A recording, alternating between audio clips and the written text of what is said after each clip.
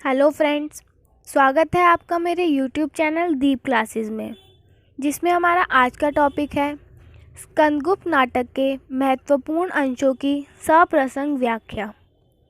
ये हमारे इस वीडियो का पार्ट सेकंड है। पार्ट फर्स्ट उम्मीद है आप लोगों ने देख लिया होगा तथा यह वीडियो आगे 2 पार्ट में और डिवाइड की गई है, पार्ट 3 और पार्ट 4। इसके बाद आपको पार्ट 3 और पार्ट 4 देखने को मिलेगा।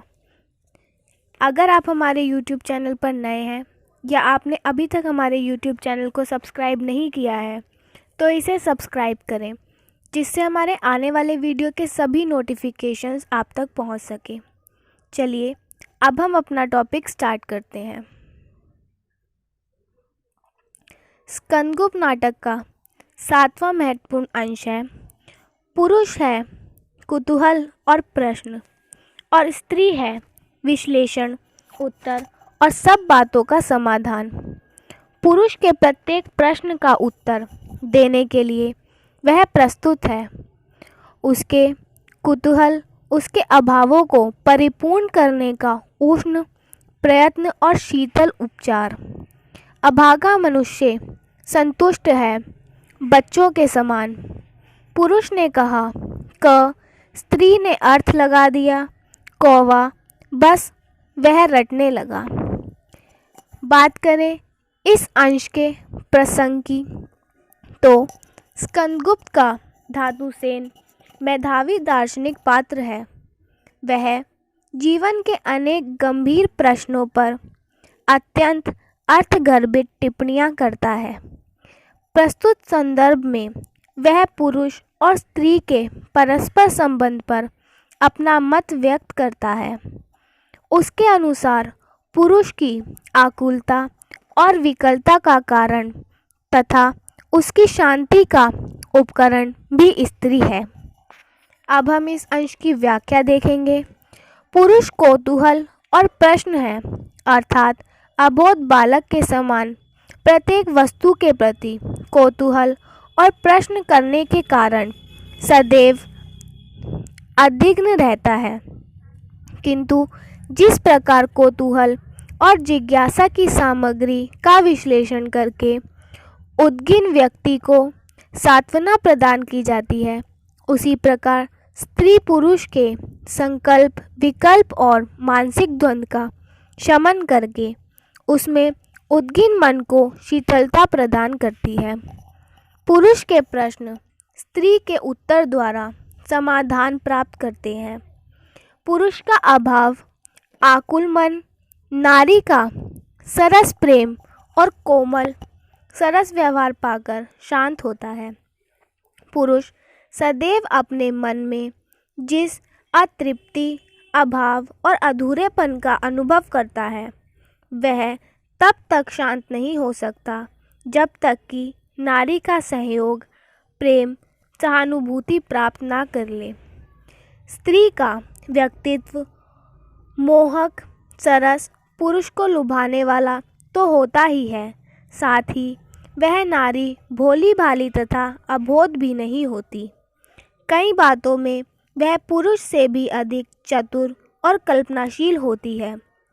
पुरुष के ऊपर अधिकार जमाने के लिए, अपनी सत्ता को प्रबल प्रमाणित करने के लिए वह अनेक युक्तियों से काम लेती है।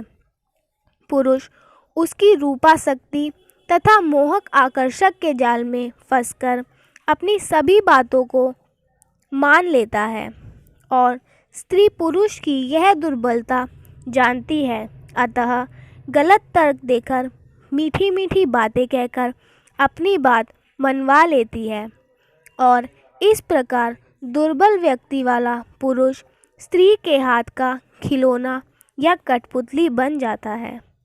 बात करें इस अंश की विशेषताओं की तो इसकी पहली विशेषता है प्रसाद की यह धारणा रही है कि नारी के प्रेमपूर्ण उपचार से पुरुष के मन की उत्कट उद्विग्नता शमित हो जाती है।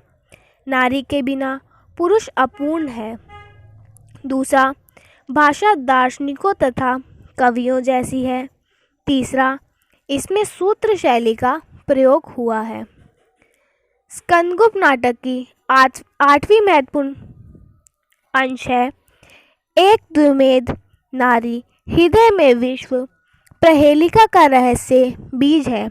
ओ कितनी साहसशील स्त्री है, देखूं गुप्त साम्राज्य के भाग्य की कुंजी यह किधर घुमाती है।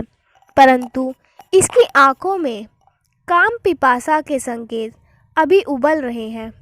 अतृप्ति की चंचल प्रवचना कपोलों पर रक्त होकर क्रीड़ा कर रही है। हृदय में श्वासों और गर्मी विलास का संदेश वहन कर रही है।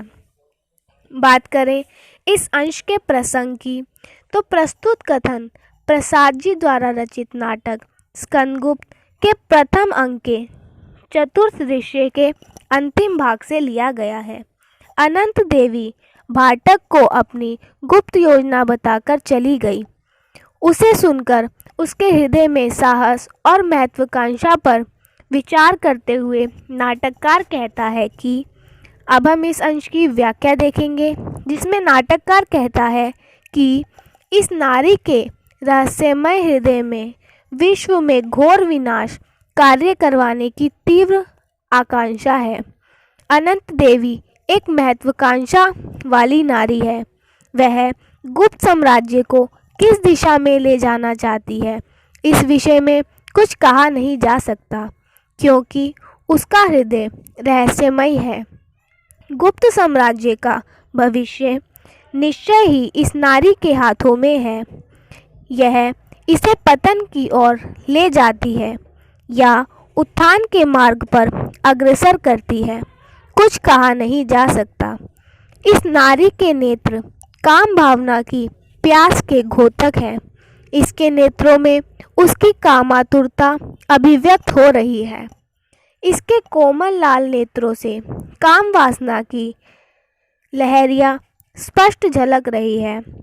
इसके हृदय तल से निकली हुई उद्दीप्त सांसें विलासिता की अतृप्त का स्पष्ट संकेत दे रही है।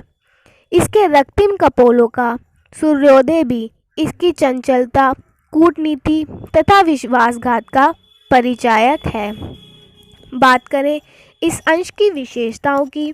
इसकी पहली विशेषता है नारी हृदय को रहस्यमय कहा गया है, जो प्रसाद के नारी दृष्टिकोण का परिचायक है। दूसरा, अनंत देवी की महत्वाकांक्षा एवं कामातुरता उभकर आई है। तीसरा, अतृप्ति की चंचल प्रवंचना, इसमें अतृप्ति का मानकीकरण किया गया है। चौथा, भाषा ओजपूर्ण एवं तत्सम शब्दावली से युक्त है। बात की जाए स्कंदगुप्त नाटक के 9वें महत्वपूर्ण अंश की, वह है युद्ध क्या गान नहीं है। रुद्र का श्रृंगी नाद, भैरवी का तांडव नृत्य और शास्त्रों का वाद्य मिलकर भैरव संगीत की सृष्टि होती है। जीवन के अंतिम दृश्य को जानते हुए अपनी आंखों से देखना, जीवन रहस्य के चरम सौंदर्य की नग्न और भयानक वास्तविकता का अनुभव करके सच्चे वीर हृदय को होता है। धवसमयी महामाया प्रकृति का वह निरंतर संगीत है। उसे सुनने के लिए हृदय में साहस और बल एकत्र करो। अत्याचार के शमशान में ही मंगल का, शिव का सत्यम सुंदर संगीत का समारंभ होता है। बात करें इस अंश के प्रसंग की तो प्रस्तुत पंक्तियाँ प्रसाद रचित स्कंदगुप्त नाटक के प्रथम अंक के 7वें दृश्य से उद्धृत है। भयानक युद्ध के अत्यंत सन्निकट होने पर जब विजया से देवसेना गान की बात कहती है तो विजया जयमाला की बात पर आश्चर्य व्यक्त करती है। जयमाला इन पंक्तियों में युद्ध और गान का अत्यंत घनिष्ठ संबंध है। इस रहस्य को विजया के प्रति उद्घाटित करती है। अब हम इस अंश की व्याख्या देखेंगे, जिसमें वह कहती है, सामान्य जन को संगीत से विशेष अनुराग होता है, क्योंकि उससे उसको आह्लाद प्राप्ति होती है, मनोरंजन होता है। सच्चे वीरों, देशभक्तों और महान योद्धाओं को युद्ध में भी वैसा ही आनंद आता है जैसा सामान्य व्यक्ति को गान में। इसीलिए वीरों के लिए युद्ध गान से कम महत्व की वस्तु नहीं है। संगीत के 3 मुख्य उपकरण हैं, नाद, नृत्य और वाद। नाद, नृत्य और वाद तीनों के सम्मिलन से ही सुंदर मोहक संगीत की सृष्टि होती है। इसी प्रकार भयंकर भैरव संगीत की सृष्टि भी तभी होती है जब शिवजी क्रोध होकर रुद्र बनते हैं और तुरही नाद करते हैं। त्रासोत्पादक अस्त्र-शस्त्रों की टंकार से जो ध्वनि निकलती है वह वाद्य संगीत के समान हो जाती है।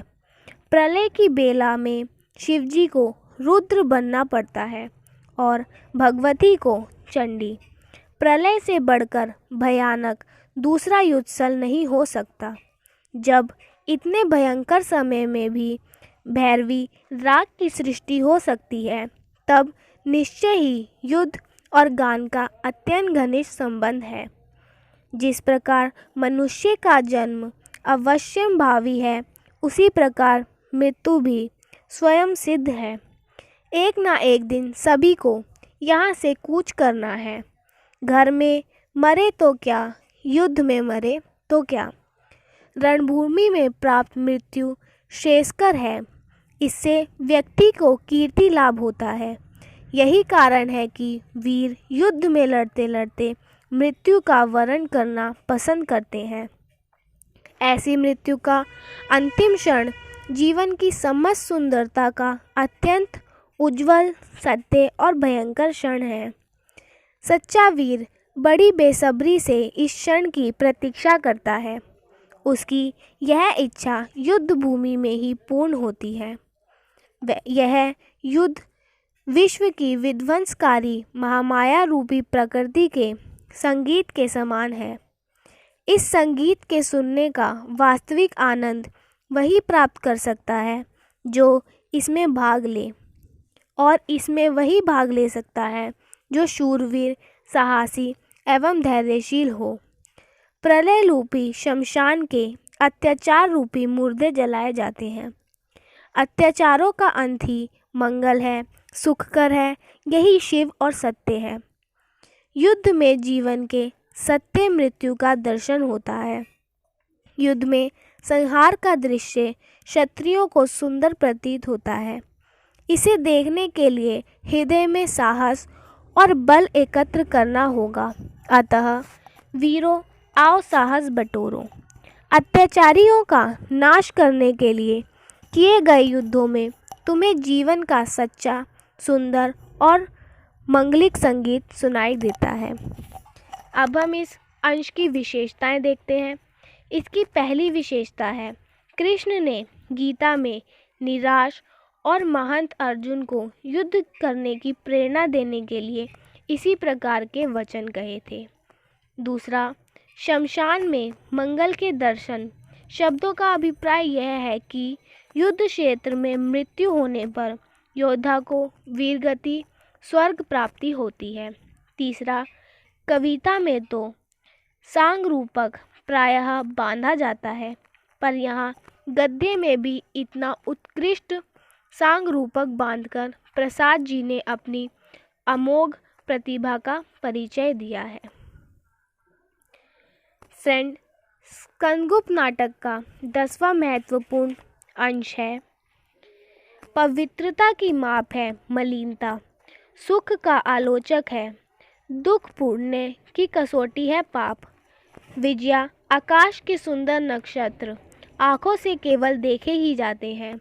वह कुसुम कोमल है कि व्रज कठोर, कौन कह सकता है। आकाश में खेलती हुई कोकिल की करुणामयी तान का कोई रूप है या नहीं, उसे देख नहीं पाते। शतदल और परिजात का सौरभ बिठा रखने की वस्तु नहीं, परंतु संसार में ही नक्षत्र से उज्जवल किंतु कोमल स्वर्गीय संगीत की प्रतिभा तथा स्थायी कीर्ति सौरभ वाले प्राणी देखे जाते हैं। उन्हीं से स्वर्ग का अनुमान कर लिया जा सकता है। अब हम इस अंश के प्रसंग को देखेंगे। स्कंदगुप्त की विजया संसार में बढ़ते हुए मिथ्याडंबर, पाखंड और अत्याचार को घृणा की दृष्टि से देखती है। नित्य प्रति बढ़ते अत्याचारों से वह उब गई है और उसे शमशान के कुत्तों से भी अधिक पतित दशा मनुष्यों की दिखाई देती है। प्रस्तुत पंक्तियों में देवसेना सत और असत दोनों की सापेक्ष स्थिति बताकर उत्तेजित विजया की शंकाओं का समाधान करके उसे शांत करने का प्रयास करती है। अब हम इस अंश की व्याख्या देखते हैं। इस विश्व का निर्माण परस्पर विरोधी तत्वों के संयोग द्वारा हुआ है। सत असत, सुख दुख, पाप पुण्य, पवित्रता मलिनता आदि परस्पर विरोधी तत्वों से इस विश्व की सृष्टि हुई है। असत के अभाव में सत का ना तो कोई महत्व होगा और ना ही कोई अस्तित्व। उसका महत्व असत की उपस्थिति में ही है। सुख दुख भी परस्पर सापेक्ष तत्व हैं। यदि इस विश्व में सर्वत्र सुख ही सुख हो, शांति ही शांति हो, तो उसका कोई गौरव ना हो, क्योंकि वह तो सबको समान रूप से मिलती रहेगी। सुख का महत्व इसलिए है कि संसार में दुख की प्रचुरता रहती है।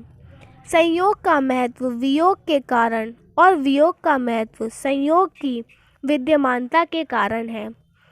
प्रकाश का मूल्यांकन अंधकार की सघनता में ही किया जा सकता है। भलाई को बुराई की सापेक्षता में शुद्धता को रखकर देखेंगे, वह हमें उतनी ही अधिक महत्वपूर्ण प्रतीत होती है जिस प्रकार पुण्य की कटौती पाप है। यदि इस संसार में पापी ना हो, दुष्ट ना हो, तो सज्जनों के महत्व का पता लगाना भी कठिन हो जाएगा। एक सी परिस्थिति में जब दो भिन्न भिन्न व्यक्ति आचरण करते हैं, तभी हम भले बुरे का अंतर करने में समर्थ होते हैं। स्पष्ट है कि पवित्रता की मात्रा, सुख की सीमा और पुण्य के रूप का प्रत्यक्ष अनुभव हम कर सकते हैं जब हमारे सामने मलिनता, दुख और पाप भी हो। किसी वस्तु की वास्तविक स्थिति क्या है, इसका परिचय उसे दूर से देखने से प्राप्त नहीं किया जा सकता। आकाश में टिमटिमाते हुए तारे अत्यंत मनोरम एवं चित्ताकर्षक लगते हैं, परंतु वस्तुतः वह पुष्प के समान कोमल है तथा वज्र के समान कठोर है। यह कहना कठिन है। कोयल की मधुर रस भरी तान को सुनकर सभी आनंदित होते हैं, किंतु उसके स्वर का आकार नहीं है। उसमें से किसी ने उसे नहीं देखा। कमल के पुष्पों और पारिजात वृक्षों की सुगंध भी अत्यंत मनोहारिणी होती है, परंतु उसे अपने वशीभूत करना, इधर उधर बिखरने ना देना किसी के वश की बात नहीं है। इसी प्रकार सुख, पवित्रता, पुण्य आदि सात्विक गुणों को समस्त विश्व में फैला देना और दुख, मलिनता और पाप का इस संसार से अंत कर देना भी मनुष्य की शक्ति और सामर्थ्य के बाहर है।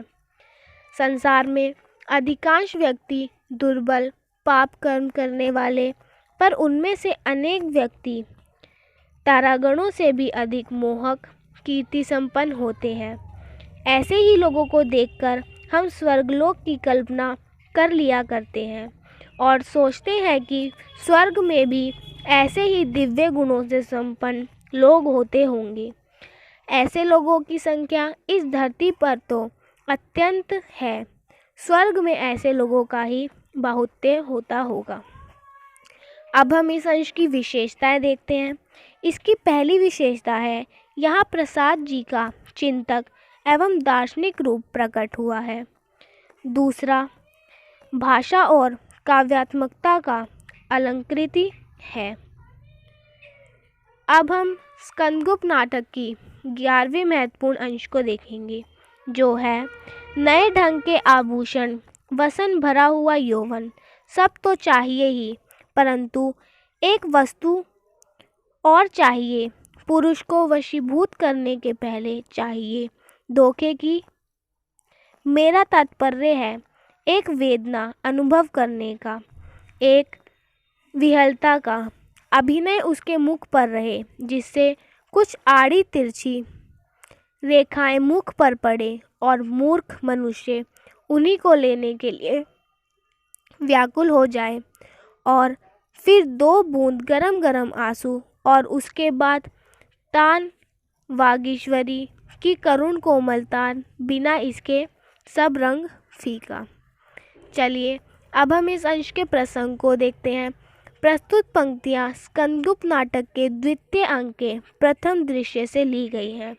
यहाँ देवसेना विजया के प्रेम करने का और पुरुष को अपनी ओर आकर्षित करने का सही सही ढंग बतला रही है। अब इसकी व्याख्या देखते हैं। वह कहती है, किसी भी पुरुष को अपनी ओर खींचने के लिए नारी को नए नए आभूषणों से स्वयं को सज्जित करना चाहिए, सुंदर और चटकीले वस्त्रों को धारण करना चाहिए। इनसे भी महत्वपूर्ण है नारी का भरा हुआ यौवन और चंचल सौंदर्य। नारी में इन तीनों का होना आवश्यक है, किंतु इनसे भी अधिक है पुरुषों के सम्मुख प्रेम का ढोंग रचना। उसे अपने विभिन्न क्रियाकलापों, आंगिन और सात्विक चेष्टाओं से यह प्रकट करना होगा कि वह केवल उसी से प्रेम करती है, किसी अन्य से नहीं। जिससे प्रेमासक्त पुरुष अपने प्रति उसका सच्चा प्रेम समझकर उसके प्रेम जाल में फंस जाए। मायावनी नारी को छल कपट से काम लेना होगा, अपने मुख पर पीड़ा के भाव धारण करने होंगे। पुरुष उसकी पीड़ा से प्रभावित होगा। उसके अनंतर तनिक सा रोने, एक वियोग गीत करुणार्थ स्वर में गाने से भी मूर्ख पुरुष सहज ही नारी पर आसक्त हो जाएगा। जिस प्रेमाचार में यह सब हाव भाव, लज्जा क्रीड़ा युक्त क्रियाकलाप नहीं होते, उसका रंग प्रागण नहीं होता। बात की जाए इस अंश की विशेषताओं की। इसकी पहली विशेषता है प्रस्तुत अवतरण में प्रेम प्रदर्शन के साधनों तथा अनुभवों की सुंदर अभिव्यक्ति है। दूसरा, मूर्ख पुरुष उन्हीं को लेने के लिए व्याकुल हो जाए में आरोपित छद्म और असत्य प्रेम दर्शन पर मनुष्य के अविवेक के कारण होने वाली आसक्ति की ओर संकेत है।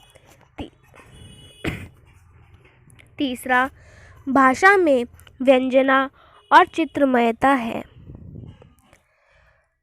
अब हम इस नाटक के 12वें महत्वपूर्ण अंश को देखेंगे, जो है विजया प्रत्येक परमाणु के मिलने में एक सम है, प्रत्येक हरी हरी पत्ती के हिलने में एक लय है। मनुष्य ने अपना स्वर विकृत कर रखा है, इसी से तो उसका स्वर विश्व वीणा में शीघ्र नहीं मिलता। पांडित्य के मारे जब देखो, जहाँ देखो बेताल बेसुरा बोलेगा। पक्षियों को देखो, उनकी चह चह, कल कल, छल छल में, काकली में रागनी है। बात की जाए इस अंश के प्रसंग की, तो प्रस्तुत पंक्तियाँ प्रसाद जी द्वारा रचित ऐतिहासिक नाटक स्कंदगुप्त के द्वितीय अंक के प्रथम दृश्य से अवतरित की गई हैं। यहाँ संगीत की आराधिका देवसेना संगीत की लय को शाश्वत कहकर पृथ्वी के कण कण में उसे व्याप्त बतलाती है। साथ ही साथ वह मानव प्रवृत्ति के दोष भी बताती है। अब हम इसकी व्याख्या देखेंगे, जिसमें वह कहती है, इस संसार में जितने भी जड़ चेतन पदार्थ हैं, वह अणु और परमाणुओं से निर्मित है। जब वह आपस में मिलते हैं तो एक मधुर राग की उत्पत्ति होती है।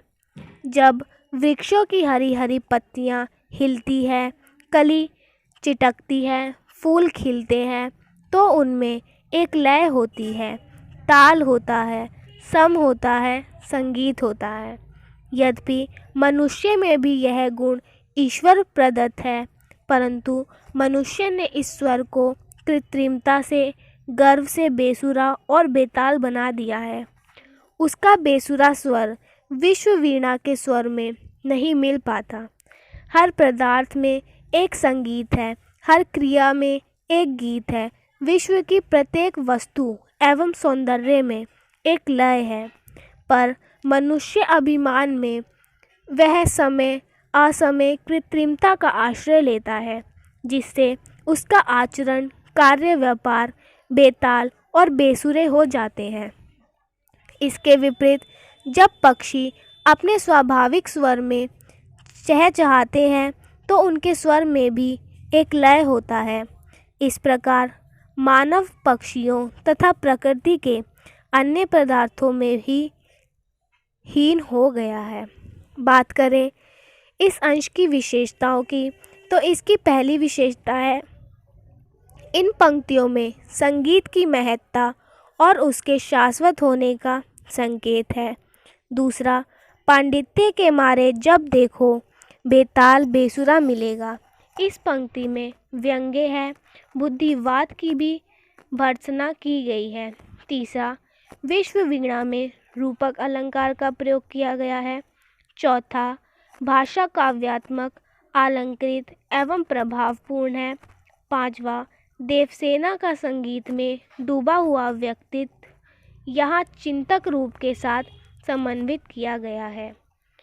फ्रेंड्स, हमारा आज का टॉपिक यहीं ख़त्म होता है, जिसमें हमने स्कंदगुप्त नाटक के कुछ महत्वपूर्ण अंशों की व्याख्या जानी। इसके आगे के महत्वपूर्ण अंशों की व्याख्या हम इस वीडियो के पार्ट 3 और पार्ट 4 में जानेंगे।